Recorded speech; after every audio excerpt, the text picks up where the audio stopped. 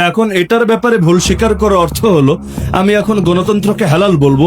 যেদিন আমি গণতন্ত্রকে হালাল বলবো সেদিন তো আমার নিজের ইমানই থাকবে।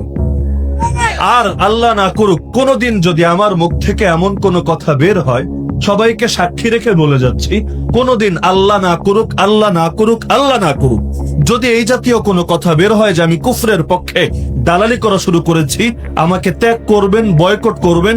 ইমাম ইবনে তাইমিয়া রাহিমাহুল্লাহ যেমন বলেছিলেন, তোমরা যদি দেখতে পাও আমি কোরআন মাথার উপর নিয়ে মঙ্গোলীয় তাতারি বাহিনীর সঙ্গে মিলে গিয়েছি আর ওদের সঙ্গে ওদেরকে সাহায্য করে আমি মুসলমানদের বিরুদ্ধে যুদ্ধ চালাচ্ছি, তাহলে তোমরা আমার ইসলামের দুশমন মনে করবা, আমাকে তোমাদের তীরের লক্ষ্যবস্তু বানাবা।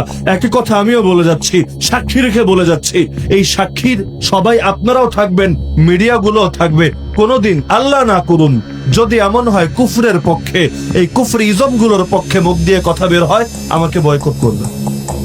যদি এমন হয় আমাকে 10 বার হত্যা করা হয়, এরপর আবার 10 বার জীবিত করা হয়, তারপরে ইনশাআল্লাহ প্রতিবার মৃত্যুর আগ দিয়ে হলেও বলে যাব গণতন্ত্র হারাম ছিল, হারাম আছে, কিয়ামত পর্যন্ত হারাম থাকবে। পৃথিবীর সব লোক যদি গণতন্ত্রে গিয়ে জড়ায়া যায়, আমার 14 গোষ্ঠীও যদি গণতন্ত্রের সঙ্গে মিলে যায়, তারপরও গণতন্ত্র হালাল হবে না।